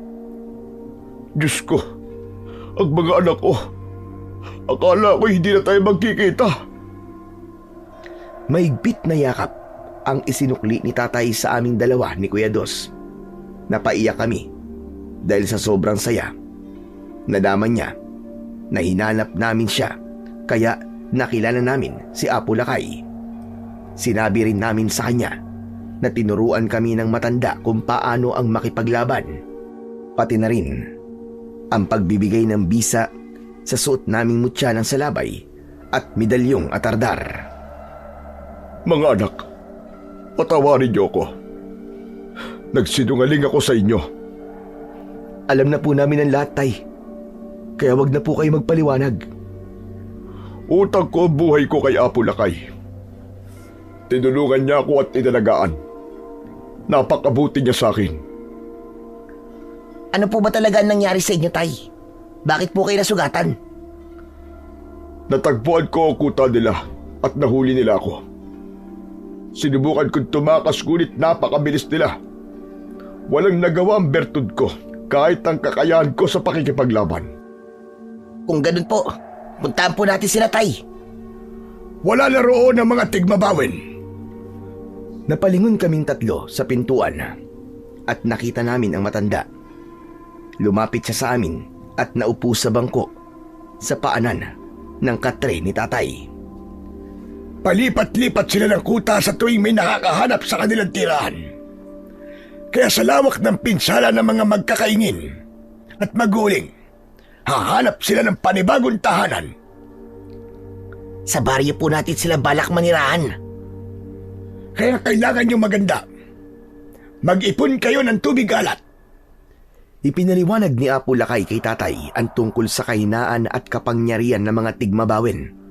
Saka lang niya naunawaan kung bakit malakas ang mga aswang. Babalik na po kami sa bahay. Ilang araw na rin po ako namamalagi sa bahay ninyo. Ikaw ang bahala, Peter. Basta't huwag niyong kalimutan ang tubig alat. Opo. Salamat po ulit, Apo Lakay. Utang ko sa inyo ang aking buhay. Nagpaalam na kami ni natatay sa matanda. Sa isang banda ay nalungkot din kami dahil may iwan na ulit itong mag-isa. Nagtungo muna kami sa burol upang ipagpatuloy ang naiwan naming ulingin. Plano ni tatay na uubusin lang yon at titigil na kami sa pag-uuling. Kumuha na rin kami ng sapat na tubig alat na magagamit naming panlaban sa mga tigmabawin. 2 araw kaming nag-uling at sa awa naman ng Diyos ay natapos din namin yon. Bandang hapon, nang bubuhati na namin ng mga sako ng uling, dumating si Namang Berok at Kapitan Maestro. Nagulat kami dahil pinalibutan nila kami. Anong kailangan ninyo? Matigas kasi ang ulo niyo mag-ama. Tuloy pa rin kayo sa paguling. Dahil sa ginagawa ninyo, lumilitaw ang mga buhaya. Buhaya? Walang buhaya. Ikaw ang buhaya rito. Narinig ninyo, Kapitan? Talagang ayaw nilang tumigil eh. Bakit ba kami pinag-iinitan mo, ha? Baka nakakalimutan mong namatayan din kami at hindi buhaya ang pumatay sa mga biktima. Buhaya yun. At nakita ni Kapitan. Kung buhaya ang pumatay sa kanila, bakit buo ang kanilang katawan at hindi durog ang mga buto? Tanga lang ang maniniwala sa'yo. Tama si tatay. Hindi hayop ang pumatay sa kanila, kundi mga aswang na tigmabawin. Pinagtawanan nila kami dahil sa sinabi ko. Hindi sila naniniwala sa akin. Sinabi ni Kapitan Maestro, ang mga sinabi ko raw ang mas hindi kapani-paniwala. Wala akong magagawa kung ayaw niyong maniwala. Sa paglapit ko kay Mang Berok, may kakaiba akong naamoy. Para bang nabubulok na laman ng tao na pilit tinatakluban ng amoy ng sibuyas. Dahil dun, siniko ko sa tagiliran si Kuya Dos at nagbulungan kami. Kuya, naamoy mo ba? Oo, naamoy ko rin. Naamoy ko. Naswang sila. Makakalis na kayo. At huwag nyo na kaming guguluhin dito. Sandali, Mang Berok. May kakaiba yata sa'yo. Ano yun? Ang balat mo. Para bang may pulbos mula sa dilikdik na puting bato. Ang amoy mo, kahit amoy sibuyas, hindi pa rin may tago ang totoong amoy ng isang halimaw. Tay, isa siyang aswang na tigmabawin. Lintik na. Anong pinagsasasabi mo? Umiinit ang suot kong kwintas na merong mutya ng salabay. Palatandaan na hindi ka ordinaryong tao. Ganon din po ang suot ko medalyon ng atardar, Tay. Umiinit din. Tama kayo mga anak. Nararamdaman ko rin ang presensya nila. Kasama si Kapitan Maestro. Mga aswang nga sila. Agad kong binunot ang itak ko. Ganon din ang ginawa ni Kuya Dos sa kanyang punyal. Inatake namin sila, kaya't nagkagulo ang mga ito. Hindi sila makapagpalit ng anyo dahil may presensya pa ng araw. Kaya naman, sinubukan nilang umatras. Buwisit! Nakilala nila tayo! Magsiatras kayo! Nagsipulasan ang mga tanod at agad na tumakbo para tumakas. Si tatay naman, mabilis na nagsalok ng tubig at sinabuyan ng tubig alat ang mga naiwang tanod. Nagkagulo sila bago pa sila tuluyang nakalayo. Bumagsak sila sa lupa habang nagkikikisay ang kanilang mga katawan. Nilapitan ko ang isa at mabilis ko itong tinaga sa leeg. Kumulo ang sugat nito na para bang asido hanggang sa mapugutan ito ng ulo. Si Kuya Dos naman, sinaksak niya ang dibdib ng isa pang tanod. Nagkakakawag ang kamay nito dahil sa labis na sakit at agad na nasunog ang katawan hanggang sa naging abo. Si tatay ang huling kumilos. Binuhat at ibinalibag niya ang naabutan nitong tanod. Halos madurog ang mga buto nito sa lakas ng pagkakabarag ni tatay sa lupa. Ipinakita namin yon kay Mang Berok.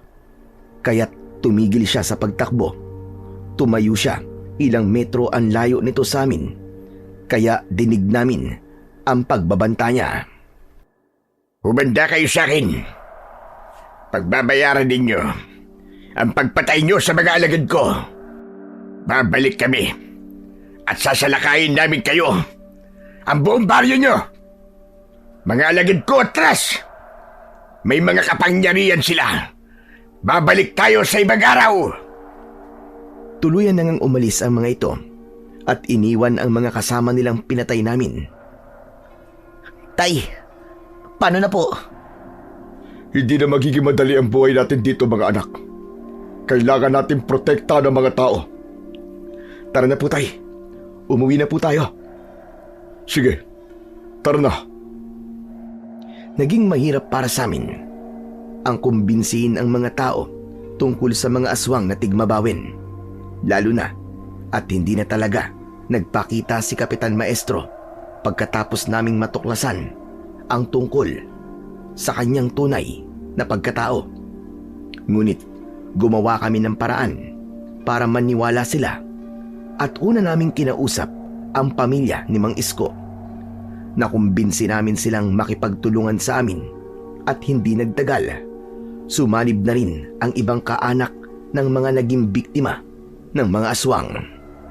Sa pangunguna ni tatay, nagpulong silang lahat ang tungkol sa mga dapat naming gawin. Itinuro niya ang kahinaan at kakayahan ng mga tigmabawin, pati na ang pag-iipon sa tubig alat na nasa balon. Ang magsasaka naman na may pang-spray, yun naman ang naging sandata nila. Kanya-kanya ng toka sa mga gagawin. Mga kasama, kung hindi tayo kikilos, tayo ang papatay nila. Kaya naman, uunahan na natin sila. Hahanapin natin ang tirahan nila. At tayo mismo ang unang aatake sa kanila. Lalaban tayo para sa kaligtasan ng pamilya natin. Hustisya para sa mga buhay na kinuha ng mga tigmabawin. Mananagot sa atin si Kapitan Maestro. Dahil niloko niya tayo. Mamamatay rin si Berok na nagkunwari pa na may malasakit sa kalikasan. Ano mga kasama? Handa na ba kayo para lumaban? Opo, handang-handa na ang lahat, Tay. Sabay-sabay na nagtaasa ng sandata ang mga kasama namin. Lahat sila ay itak ang gamit. Ako naman, itak rin. At ang suot kong mutya ng salabay, si Kuya Dos. Meron siyang punyal. Bagay yun sa suot niyang medalyong atardar. At si Tatay, suot ang kwintas ng bertud ng langgam. Ang ibang mga kasapi, may sukbit sa likod na pang-spray sa palay. Ngunit ang laman ay tubig alat. Ang ibang lalaki, dala ang mga sulo na gawa sa kawayan. Handa na ang lahat. Sinimulan na namin ang paglalakad papasok sa kakahuyan para hanapin ang tirahan ng mga tigmabawin. Sa tulong ng mga sulong dala namin, naging maliwanag ang daang nilalakaran namin. Nang makarating kami sa masukal na gubat, napunta kami sa patag na talayban at nakasalubong namin ang mga aswang na tigmabawin. Sandali kaming tumigil sa paglalakad. Ilang metro ang layo namin sa mga kalaban. Kagaya namin, nakahanay sila. Ngunit nasaan yung tao pa? Totoo pala ang balitang nasagap ko. Hinimok mo pa ang mga tao para lumaban sa amin. Bakit? Natatakot ka na ba? Dapat lang, dahil lahat kami, hustisya ang hinahanap. Narito kami para singilig kayo sa lahat ng ginawa ninyo sa pamilya namin. Isa kayong mga hangal. Akala niyo ba mananalo kayo sa amin? Hindi kami hangal na kagaya mo. At hindi sa lahat ng pagkakataon, malakas lang ang nananalo. At sa tingin mo ba, sa lugar na ito, mananalo kayo? Nagkakamali kayo. Dahil ngayon na ang katapusan ng lahi ng mga tao. Para sa amin, wala kayong silbi. Pagkain lamang namin kayo. Hindi ba't nakakainis at nakakainsulto? Yung itinuring mong walang silbi at mahina ay siyang lalaban sa inyo ng sabayan. Ibig sabihin nun, madali lang kayong matatalo. Walang hiya ka, Peter. Papatayin kita. Gawin niyo na, mga kasama! Sa harap naming lahat, nagbago ang anyo ng mga taong yun. Dahil may dala kaming mga sulo, nakita namin ang mga ito sa aktwal. Tumatangkad sila at humahaba ang kanilang mga daliri. Sa mukha naman, nagiging halimaw sila at unang tumutubo ang mahahaba nilang mga pangil. Nagbago rin ang kulay ng kanilang mga mata at lahat sila ay naging kalbo. Naging itim ang kanilang balat, malaki ang katawan at mabilis kung kumilos. Maganda na kayo mga kasama! Ito na ang laban natin! Ilabas ang mga sandata! Sugod! Sugod mga kasama! Walang aatras! Patayin natin silang lahat! Agad na kaming tumakbo pasugod. Napakaigpit ng pagkakahawak ko sa sandata ko. Hindi pa kami biyasang lumaban, pero kahit papano ay may natutunan na kami mula kay Apo Lakay. Unang aswang na nakasalubong ko, hinampas ko agad ng talim ng itak ko. Dinig na dinig ko ang daing niya habang nasasaktan. Tila napahinto ang iba sa nakita nilang usok na lumabas sa sugat ng kasama nila. Paano ba naman? Ang epekto ng sandata ko sa katawan ng mga tigbabawin ay parang asido na kagaya sa salabay. Kaya bumakas ang takot sa mga kalaban namin, lalo na si Kapitan Maestro. Kasama niya ang mga tanod niyang naging halimaw na rin. Lahat sila, hindi na makagalaw, nag-aalalang sumugod sa amin. Dahil doon, malakas na sumigaw ang pinuno nilang si Mamberok. Huwag kayong matakot, mga kasama. Mga tao lang sila. Sugod! Lumaban kayo! Oo, mga tao lang kami. Pero lalaban kami hanggang sa huli. Ang bilis mong kumilos, ha? Tinuruan ka ba ng mahiwagang ermitanyo? Oo. Kung ang ermitanyong tinutukoy mo ay si Apo Lakay, tinulungan niya kami dahil hindi kayo nararapat na mabuhay sa mundo namin. Sakim kayo sa teritoryo, kaya dapat sa inyo mamatay. Hindi ako sigurado kung si Apo Lakay nga ang sinasabi ni Mamberok na ermitanyo. Ngunit batay sa kanyang kakayahan, alam kong kakaiba nga ang matandang yon. Ubusin sila! Ubusin ninyo ang lahi ng mga tao! Ginulo nila ang pananahimik natin, kaya tayo naman ang manggugulo sa kanila ngayon. Ito na ang pagkakataon natin para masakop ang kanilang baryo at wala nang magugutom sa atin kailanman. Di pa rin namin kayo hahayaang magtagumpay. Dahil lalaban kami. Mga kasama, patayin ang mga aswang na tigmabawin! Ubusin ang lahi nila! Unang umatake si tatay at sumunod naman kami ni Kuya Dos. Nakataas ang mga sandata namin, ganun din ang mga kasama namin. Doon nga namin mas nagamit ang natutunan namin mula kay Apo Lakay. Nagkaroon ako ng pagkakataon na atakihin si Kapitan Maestro, ngunit nakailag siya at sa pagtalon ko para tagain siya, nahawakan niya ang isa kong paa. Gumamit ako ng balanse para makaikot ako, para sana mabitiwan niya ang paa ko. Dahil nga malakas si Kapitan Maestro, napilipit niya ang binti ko at napasigaw ako dahil sa labis na sakit. Mabuti na lang at may punyal na tumama sa likod nito. Nakita ko si Kuya Dos. Tinadtad niya ng saksak ang likod ni Kapitan Maestro. Napasigaw ito dahil sa labis na sakit. Lalo na at hindi nito kayang pagalingin ang sariling sugat. Dahil doon, nabitiwan ni Kapitan Maestro ang paa ko. Bumagsak ako sa lupa habang pigil ang hininga ko. Nabitiwan ko pansamantala ang itak ko at hinawakan ko ng maigpit ang paa ko.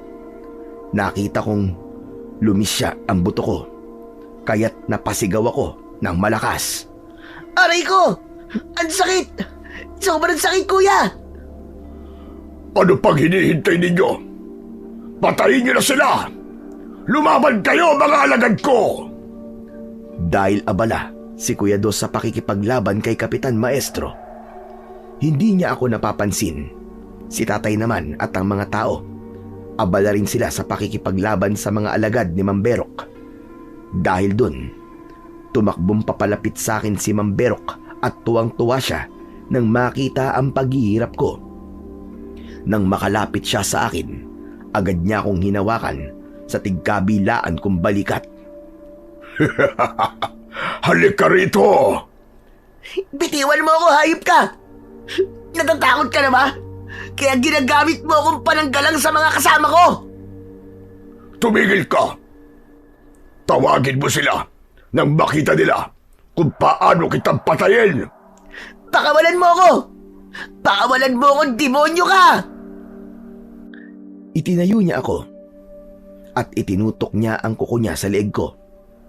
Nasa likod ko siya, kaya hindi ako makagalaw.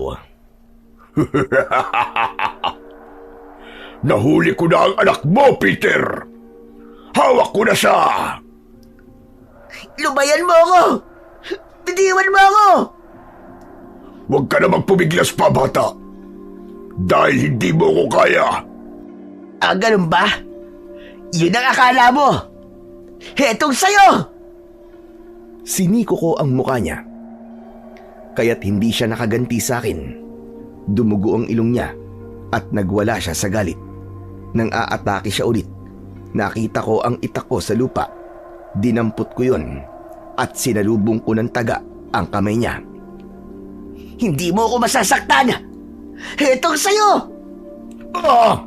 Ang braso ko! Ang init! Anong meron sa sandata mong walang iya ka? Ha! Hindi lahat ng pagkakataon. Simpleng sandata lang ang gamit namin. Inalam din namin yung kahinaan ninyo.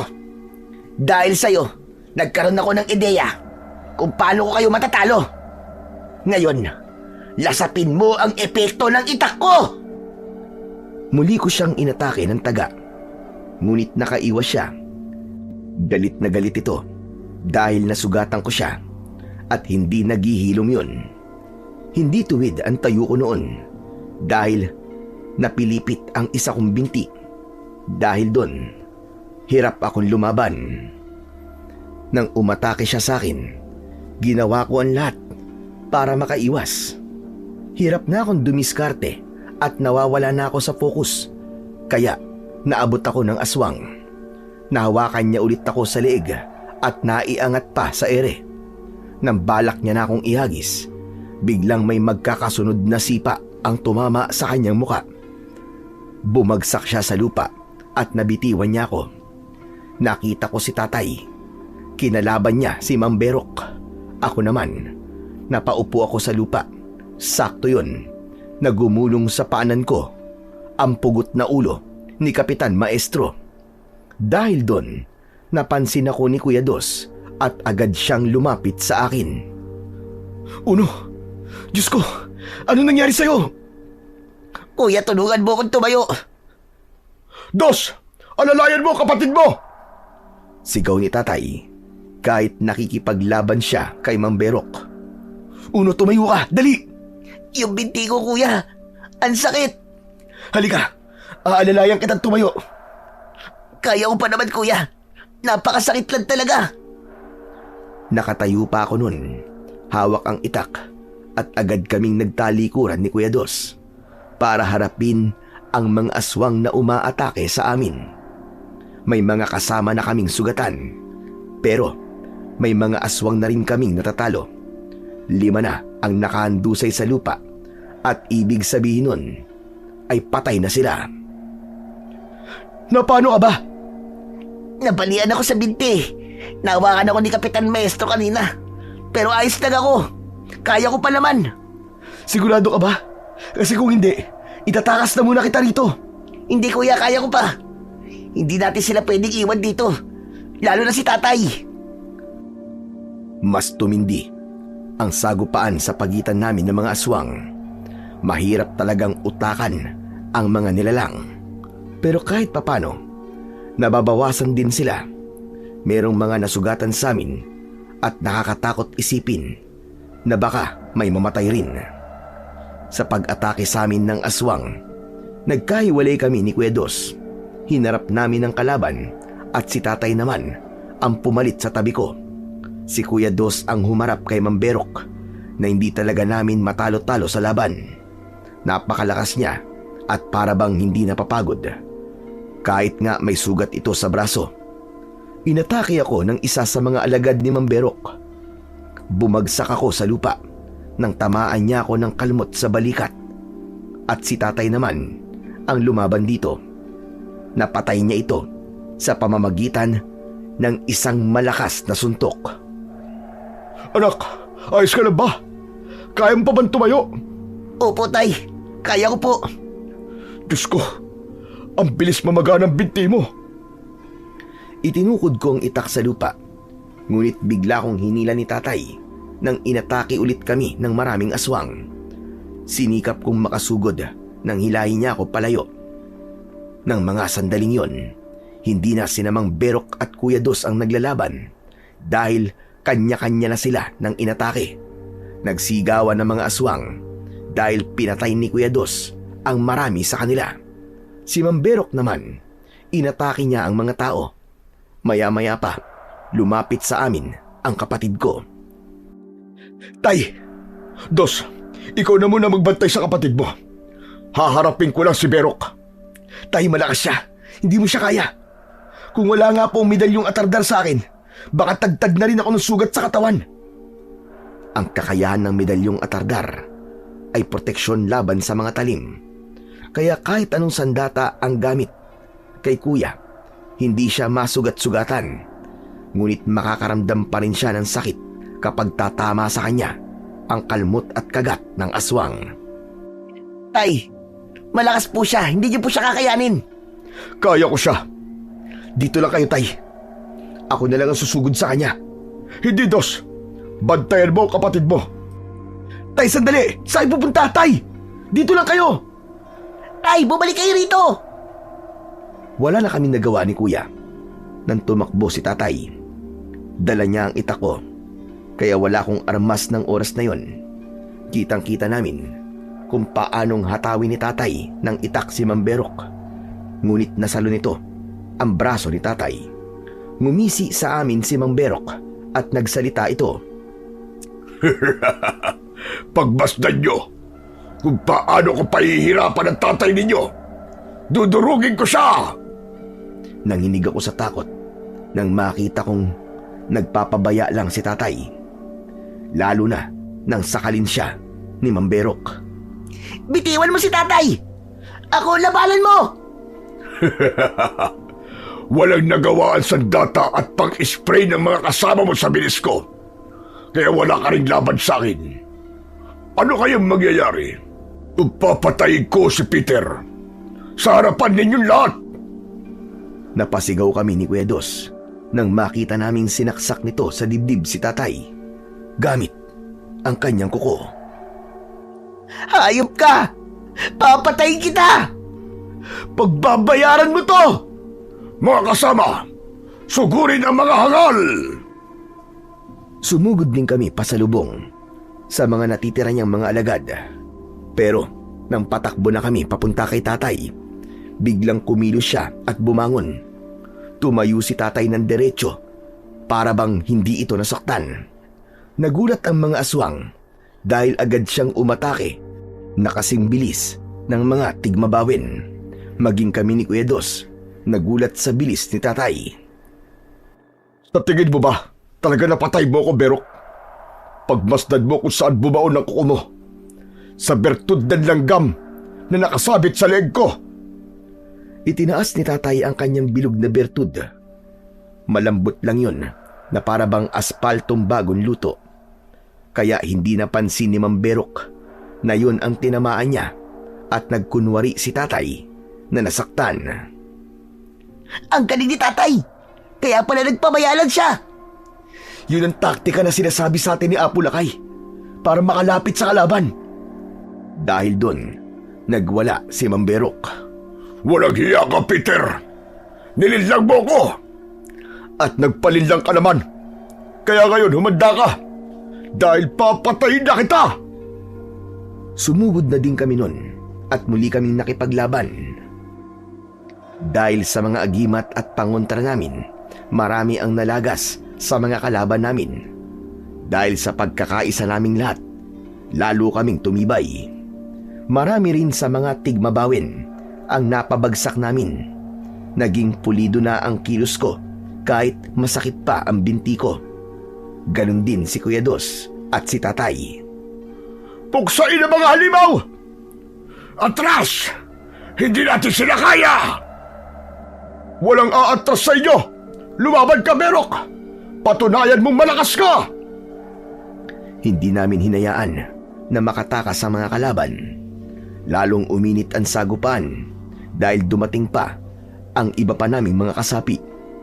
Meron din dumating na panibagong mga tigmabawin. Ngunit tinapatan sila ng taong bayan na merong mga sandata. Sila ang mga taong hindi agad naniwala sa amin, pero ngayon ay kasapi na naming lumalaban sa mga aswang. Kuya, may mga dumating na tulong! Salamat sa Diyos! Mga anak! Sugod! Sumugod kami ng sabay-sabay.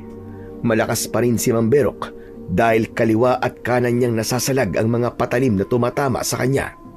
Naiiwasan din niya ang mga suntok. Pero dahil sa itak ni tatay na tumama sa likod ni Mamberok, nadapa ito at doon na namin siya pinagtulong-tulungang atakihin. Akala mo ba may laban ka pa sa amin? Malapit na ang katapusan mo! Yan lang ba ang kaya nyo? Akala nyo ba? Ganun lang ako kadaling matalo? Uno, Tay! Grabe! Lumalaki siya, tignan mo! Humahaba ang mga braso't binti niya! Mag-iingat kayo! Mas mabangis na siya ngayon! Pero lalaban pa rin ako sa kanya! Hindi ako natatakot sa kanya! 3 laban sa isang napakalaking tigmabawin. Yun ang naging sagupan namin. Nahawakan ako ni Mamberok at bumagsak ako sa lupa. Pumatong siya sa akin at ilang beses niya akong pinaghahampas ng kuko sa dibdib. Hindi na rin ako natulungan ni Tatay at Kuya Dos dahil bigla silang inatake ng mga alagad ni Mamberok. Wala akong hawak na itak dahil na kay Tatay yun. Kaya sinalag ko ng kamay ko ang bawat pag-atake ni Mamberok. Pero tadtad na ng kalmot ang braso ko. Tumayo ka! Ikaw ang gagamitin kong bihag! Umarap si Tatay sa amin at napatingin siyang mabuti sa akin. Hindi ako makagalaw dahil nakatutok ang kuko ng aswang sa leeg ko. Berok, siguraduhin mo lang na hindi ka nagkamali ng binihag. Naalala ko ang itinuro sa akin ni Apo Lakay kapag nasa ganun akong sitwasyon. Alam ko na ang gagawin para depensahan ang sarili ko. Si Kuya Dos, tumitig siya sa akin at isinenyas niya ang hawak niyang punyal. Mabuti na lang at may mga sulo kaya maliwanag kong nakikita ang galaw ng kanyang mga mata. Uno! Gawin mo na! Saluhin mo! Mabilis kong iniiwas ang ulo ko sa kukong nakatutok sa leeg ko at dinukat ko ang isa niyang mata gamit ang daliri ko. Napasigaw ito ng malakas kaya nabitiwan niya ako. Sabay salos sa inihagis na punyal ni Kuya Dos. Pinuntirya ko kagad ang leeg niya at sinundutan ko ng pagsaksak sa dibdib niya. Kagaya ng itinuro ng matanda sa akin, umikot ako at tinusok ang punyal sa tagiliran nito. Mas ibinaon ko pa yon ng todo para malaki ang maging pinsala.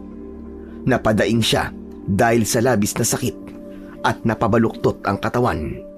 Dahil doon, sabay-sabay na kaming umatake sa kanya. Pinagtulungan namin siyang saksakin ng mga patalim. Bagamat dumalaban pa rin ito, pero nangihina na. Hindi na ganong kahirap dahil wala na siyang kakayahan. Napabagsak na rin namin siya habang butas-butas ang kanyang katawan. Wala talagang magandang maidudulot ng kasamaan sa buhay ng sino mang nilalang. Kaya habang masama ka, Berok, may tatapat at tatapat sa kasamaan mo. At yun ay ang puwersa ng kabutihan. Pinugot ni Tatay ang ulo ni Mamberok. Lumipad ang ulo nito sa mga taong tapos na rin sa pakikipaglaban. Sa harap naming lahat, nasunog ang katawan nito at naging abo. Nagtagumpay tayo! Patay na ang pinuno ng mga tigbabawen! Nang mga sandaling yon, naramdaman ko ang labis na sakit ng binti ko, pati na ang mga kalmot sa braso ko. Tinulungan ako ni Tatay at Kuya. Nilisan namin ang lugar na yon. Nagwagiman kami sa laban, ngunit hindi ko nailigtas ang binti ko. Tuluyang naputol yon at naging pilay na ako. Sa tuwing nakikita ko ang pinsalang tinamo ko, naalala ko ang mga tigmabawin. Hindi ako nalulungkot sapagkat maraming buhay ang nailigtas namin kapalit ng binti ko. Isa lang ang ikinalulungkot ko. Yun ay nang hindi ko na nakausap at nakita si Apo Lakay. Isa pala talaga siyang mahiwagang ermitanyo na nangangalaga sa kalikasan. Binalikan din namin ang kanyang tirahan, ngunit wala na ang kubo roon. kasama niyang naglaho. Hanggang ngayon, palagi ko pa rin siyang naaalala at nagpapasalamat ako sa pagtulong niya sa antingero kong tatay. Sa ngayon, nasa aming pangangalaga pa rin ang mutya ng salabay, medalyong atardar at bertud ng langgam. Si Kuya Dos naman, pulis na siya at kakapromote lang niya bilang major sa lungsod namin. Sa lahat ng mga nangyari, natutunan ko po na ang kasamaan ay hindi talaga mananalo laban sa puwersa ng kabutihan. Hanggang dito na lamang po ang aking kwento. At sana ay may natutunan po kayo na magandang aral. Maraming salamat po sa walang sawang pakikinig at pagsuporta sa aking mga YouTube channel na The Voice Addict at mga kwento ni Apong Isak. Huwag niyo rin pong kalimutang mag-subscribe at i-hit ang notification bell para sa mas marami pang mga kwentong aswang at katatakutan mula sa mundo ng kababalaghan. Hanggang sa muli po at pagpalain nawa kayo ng Diyos na may kapal.